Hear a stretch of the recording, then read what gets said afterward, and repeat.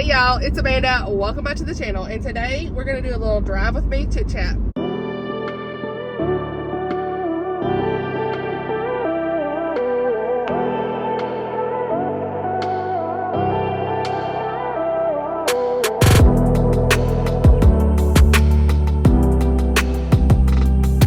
Alright y'all, so this video is really just me talking about life and books I'm reading and just a quick update. So I hope you guys have a very happy new year. Today's actually Saturday, December 28th. I should just go ahead and put this up and say hey.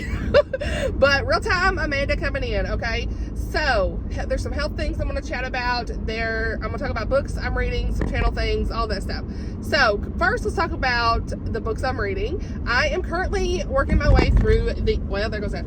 I'm working my currently working my way through the Christmas Tree Farm series by Jacqueline Frost. I love this series, you guys. It is just wonderful. It is a great Christmas cozy mystery series, and I threw my Christmas TBR halfway out the window in the middle of the month because it was one of those things of like, okay, I am burnt out on all the rom-coms and romances I was reading, so I was like, I'm just gonna take a break. I was just like, I'm gonna take a break. Sorry, I sneezed, so I had to regroup.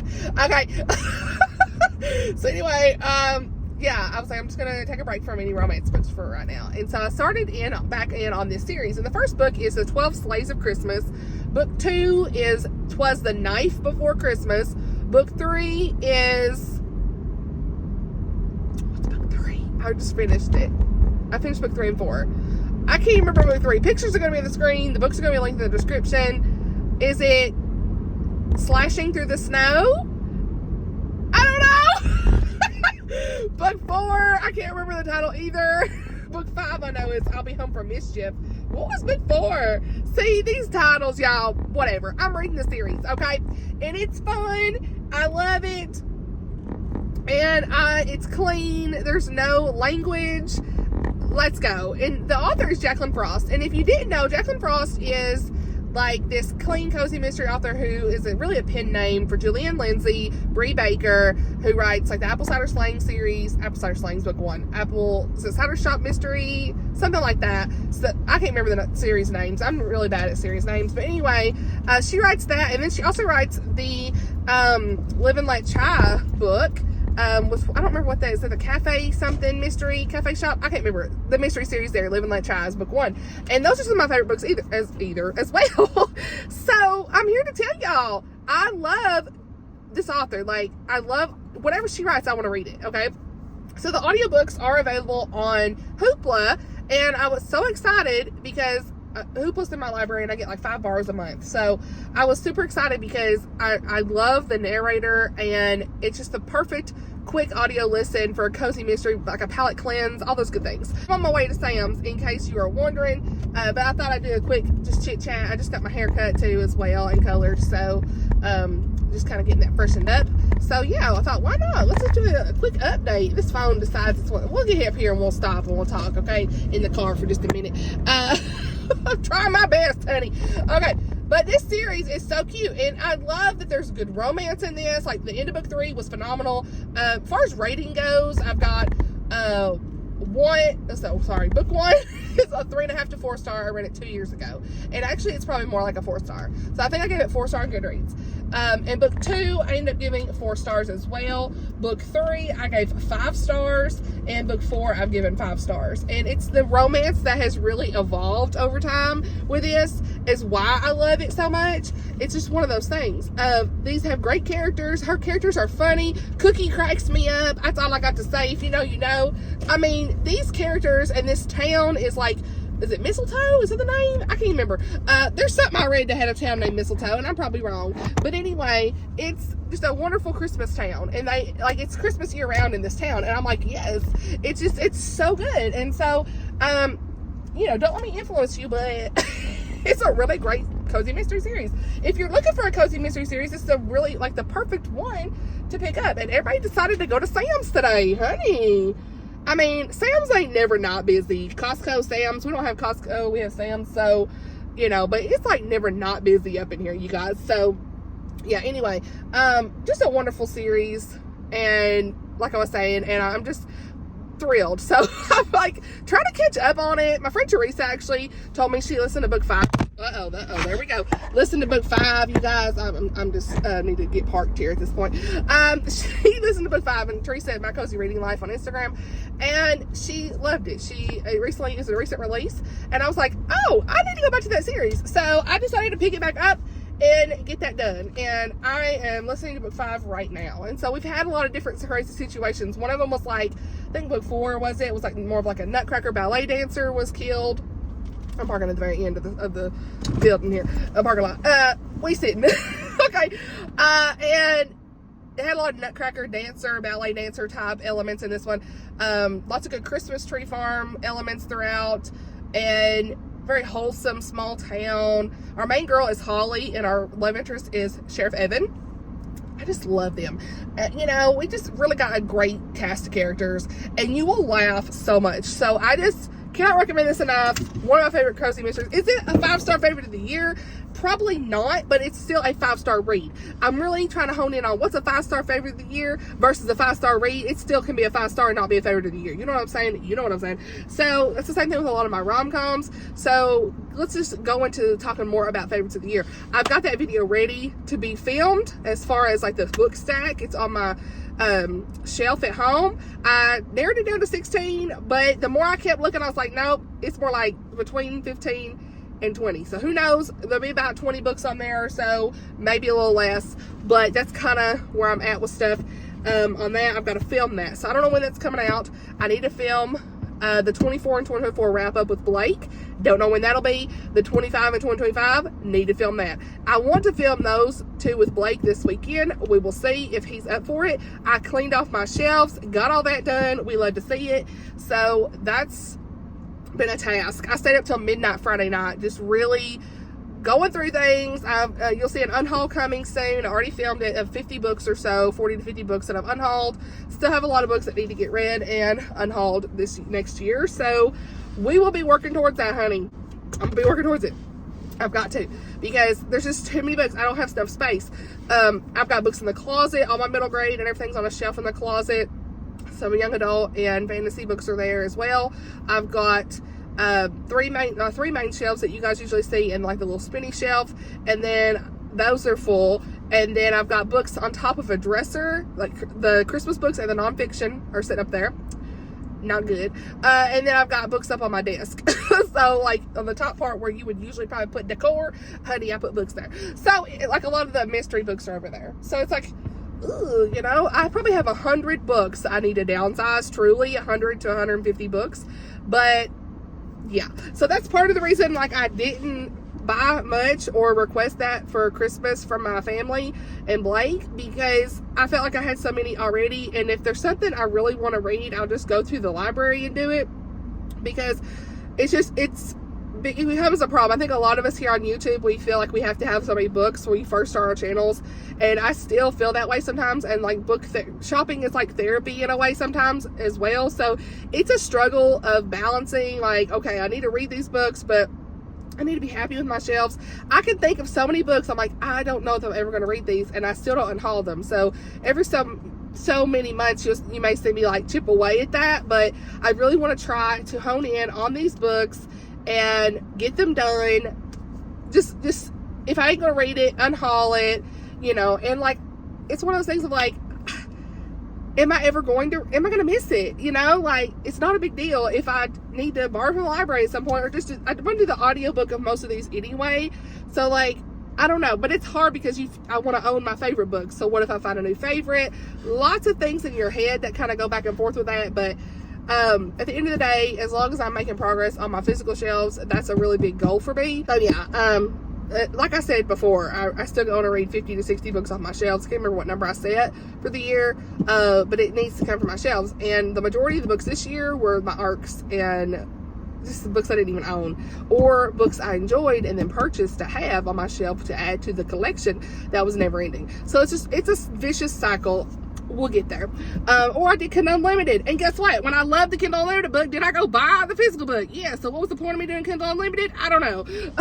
I'm just gonna go buy a physical book that I love, because that's the way we do right here. So y'all, I'm burning up. Look at this. I got the heat going, and it's like 65 degrees today, and I done burnt myself up. Woo! It don't help. I get flushing of the skin really bad here on my neck. Okay. Anyway, so that's some kind of updates on the channel, videos that are filmed. I can't remember if I even told you guys this yet, but the most disappointing reads, worst books of the year, that's ready to go, because I was ready to talk some tea that day. Petty Pen is returning, if I didn't tell you. So that's coming out. And we've got a Christian nonfiction TBR video done. I still need to do a wrap up on the Christian nonfiction. Just I need to do best rom-coms of all time. Not of all time. Amanda, I already did that. That's already out. Best rom-coms of 2024 or best romance of 2024. I don't really know what I'm going to do. It's going to be any book that wasn't in the favorites of the year, but more like a best romance. Because, like I said, like Courtney Walsh's Phony Valentine and My Lucky Charm, those books were some of my favorite books this year. But they're not really my favorites at the year level. It's more because it's not going to be like an in-depth read that affected me on a personal level. So it's going to be like, hey, this is a 5-star read. I love these so much. I teared up a couple times. I know one of them, but it wasn't necessarily one that impacted me. So I want to mention a video like that of like, hey, these are my favorite rom-coms. I think I talked to you guys about that before anyway, of what I wanted to do. So just some things I need to get done. Unhaul videos done. January TBR's done. Haven't done really a wrap up yet because it's still not the end of the month. And yeah, who knows what I'm gonna do. Oh, and that reminds me. So I haven't been reading as much physically anyway, because I am actually doing the Bible recap for 2025. I don't know if y'all know much about that, but Tara Lee Cobble, is that her name? Tara Cobble, whatever her name is. I put a screenshot of it. I know a lot of you all have told me about it over the years, and I want to try it. So I got the audio. Actually, yeah, I did. I got the ebook. I purchased the ebook for my Kindle because I didn't want to carry around the big thick book, even though they got a smaller version. I just didn't want anything physical because my track record's not good. I want to be able to have it on hand at any time on my Kindle. And I got the Dwell app, which is like an audio version of the Bible that can have like ambient music in the background. It is like a $40 a year subscription, but you can do this for free on your Bible app itself. They have that plan. You don't need it. They have an audio version as well, so don't feel like you have to buy that. But like, I saw an ad for it and it sounded really good. I tried it out for free. I really like the narration of it, so I thought I'm gonna just go ahead and do this because I really like the way it was set up. But the Holy Bible app itself would work just as fine, so don't feel like you have to buy anything. Or just having a Bible and the Bible recap stuff. I think the Bible recap stuff is free online. If I can find it, I'll leave it down below. I want to say, I'm not 100%, I want to say there was YouTube videos, maybe a podcast or something like that, where she kind of just recaps what you read each day. So, I've read probably 60 to 70% of the Bible, but never in full. So, this year I had said I wanted to do more, like continue my 1 to 2 books of the Bible a month, but I've gotten stagnant with that again. And, I have read a lot in the Bible this year, but it's one of those things that like, I really want to buckle down and try to finish it and make that a priority. So we'll see. Can I hold myself accountable? I don't know. Maybe because I bought this, I'm telling myself, will I do it? I don't know. Again, so just some things there, but I am going to try that. And so each day I've been listening to that already, trying to get a kickstart on it. And what I like about it is it's not really like dated. So like you can just do it at your own pace, do a couple days here and there if you do miss a day. But I am going to try to do it every day. And like where I listen to so many books already, like why not just take in the Bible via audio in a different format? Try that. I've never really done that before, and see how that impacts me as well. I feel like a lot of times I get hung up on, I don't have time to just have this perfect setup where I sit down and I have my desk and I'm here with my Bible and I've got my highlighters and I've got the notebook, and I feel like you don't have to do that to be present in the Lord's word, in His word.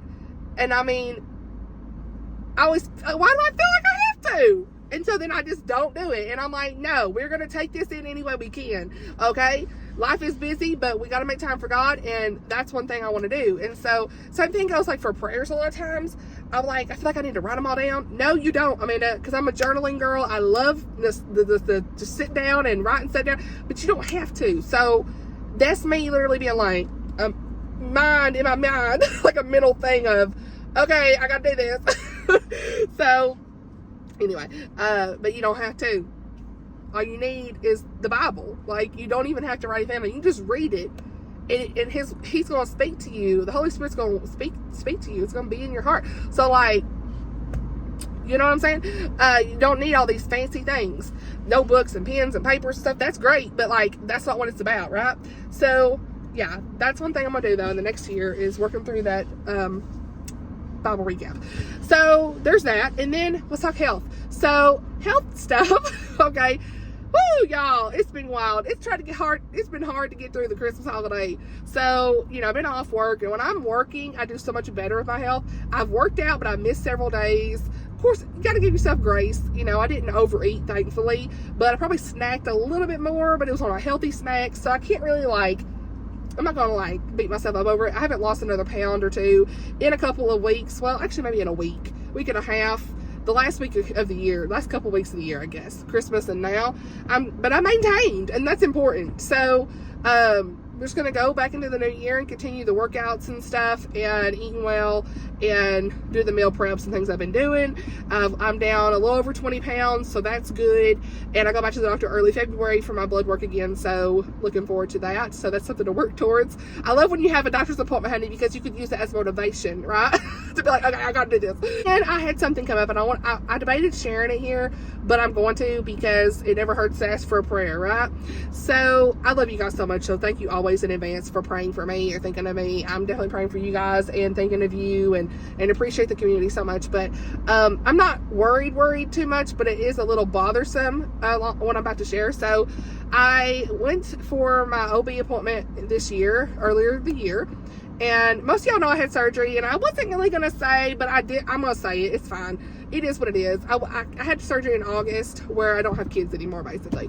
Very simple procedure. You know, I was out of work for like a week or maybe 4 or 5 days, you know, whatever. So I had that done, because I'm just decided not going to have any more kids, me and Blake. We decided. I know everybody has their own opinions on that, so I don't want to have that commentary here, and don't comment about that.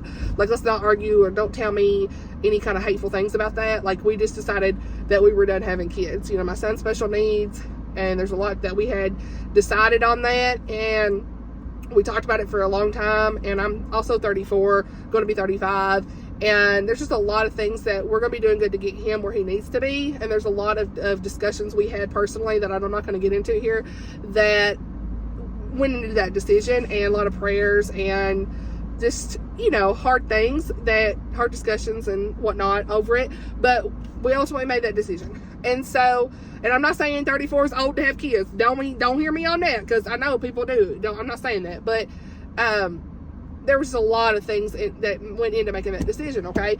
But plus my pregnancy was pretty rough, I will say, as far as my health and stuff. I went 2 weeks early, you know, with little man, and you know, I had high blood pressure, lots of risk and stuff. I had to go see a high risk doctor every so many weeks, and plus our regular doctor. There's a lot of stuff there, right? The pregnancy itself was fine, but I had a C-section. There's just a lot of things that went on. He was breech. I had low fluid. It was the whole time, you guys. So I knew that I didn't need to go through that again, and I knew that we were not going to just add to our family anymore from what we're dealing with little man and a lot of his special needs, and we're just going to really focus on him. And so that's what we decided to do. And so I went and saw this new OB, and she's not my new OB, but my main lady who delivered little man, she's not there anymore. She's really just doing deliveries. So now I see this new lady there at the same facility, I guess.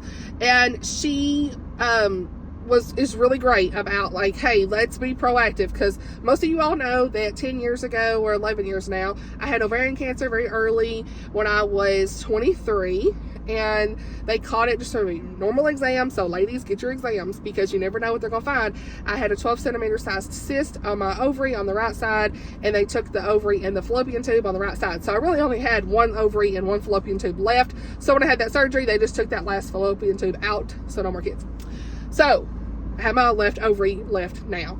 And so because my cancer doctor dismissed me because of 10 years, he said, or discharged, said, hey, we don't need to see you anymore. You know, it's been 10 years, cancer free, blood works look good, because I saw an oncologist for 10 years. It was after all this happened. It was very early. Didn't have to have chemo, just had the surgery, all that stuff, because they went to take the cyst off and they had found cancer, and when I woke up, they had to take that. That's what happened.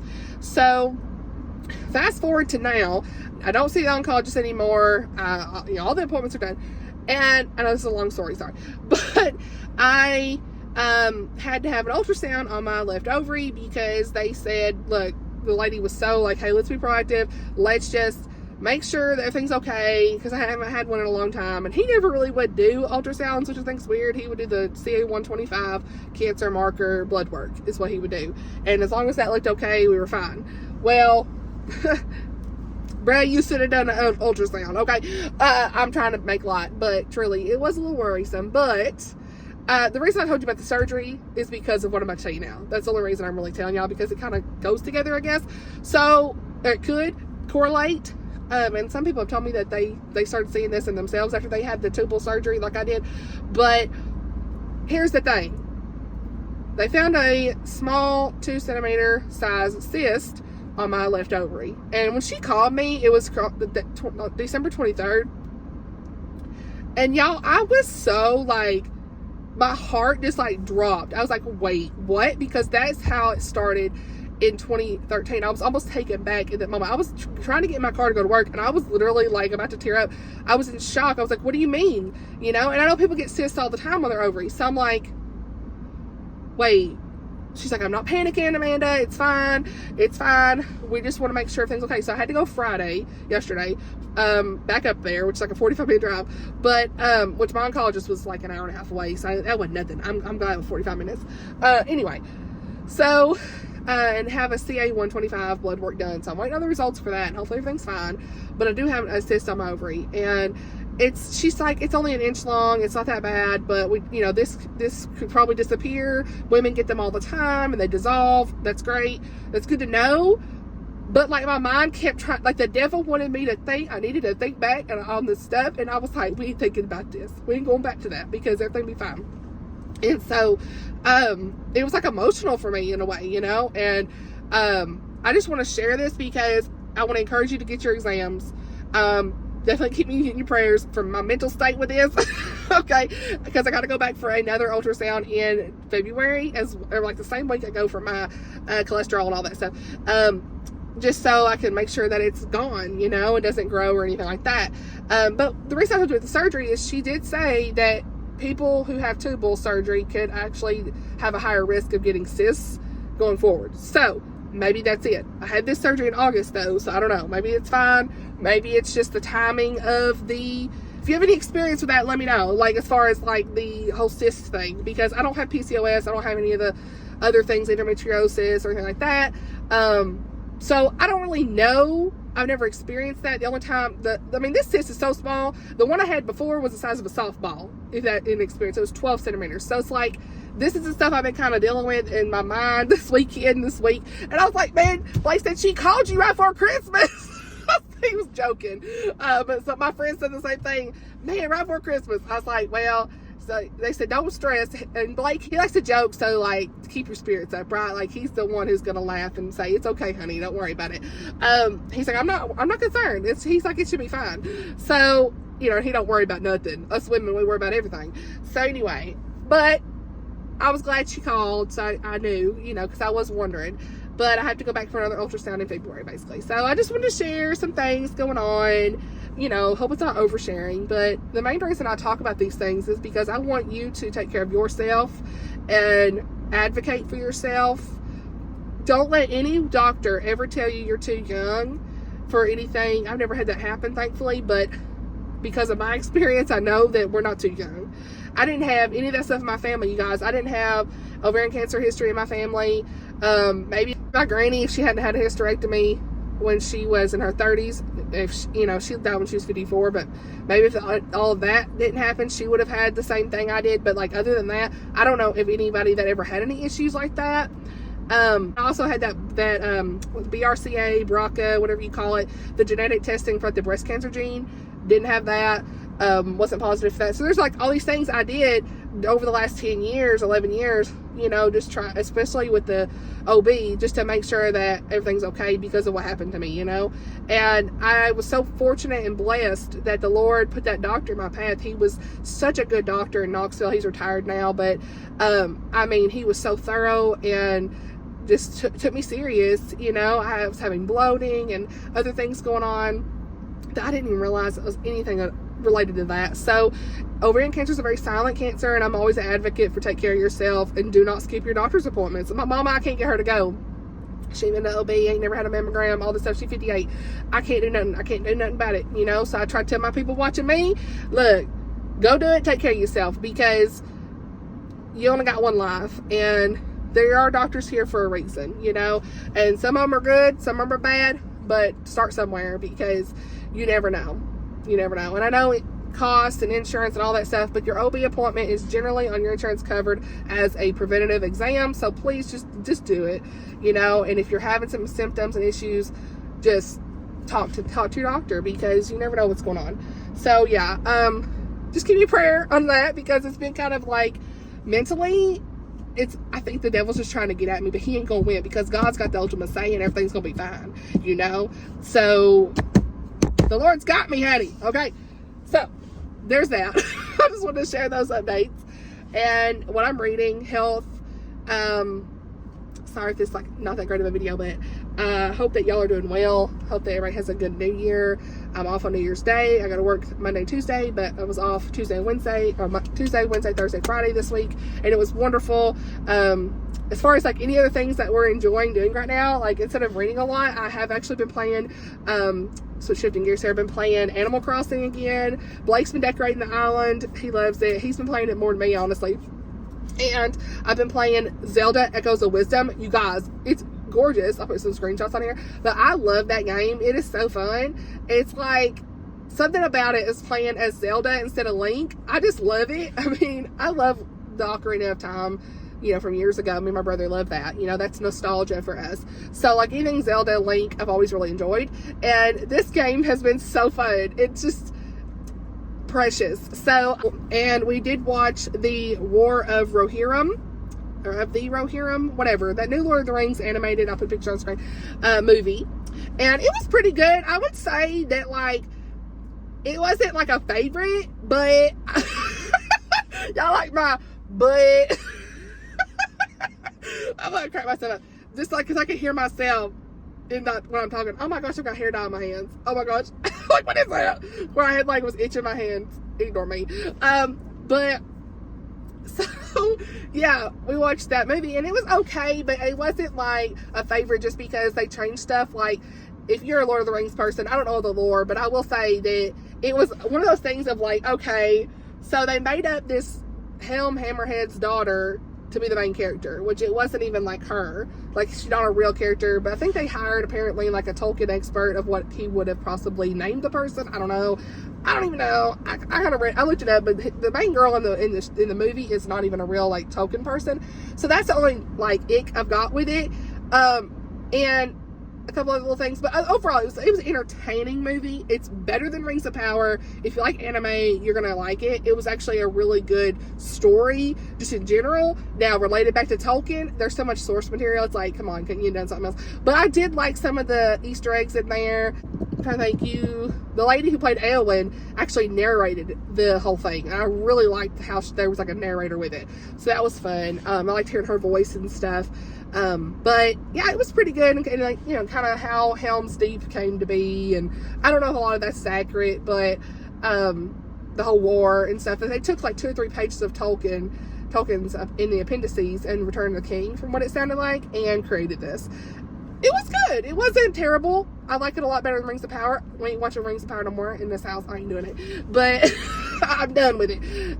Bye. But this actually was pretty good, so we had a good time watching that. So I want to share that. But anyway, that's it for me. 30 minutes chit chat, but I hope that you all are doing well. And the next video you see, I don't know if it's going to be the most anticipated releases. If I can get that, I've been talking about the video for a month, y'all. I gotta get that edited. Oh my gosh, but I just haven't been able to. So it'll be here when it comes. We'll see. Maybe Monday I'll get it. Maybe Monday I'll get it. But this is real time me. I need to go on Sam's. I'm going to go in. I hope that you all are doing well. Like I said, for the 5th time, I hope you're doing well. I love you guys so much. Thank you for your prayers in advance. I pray that the Lord will bless you. I pray that you will have a wonderful 2025. Thank you so much for watching, and I'll see y'all in the next video. Bye, y'all.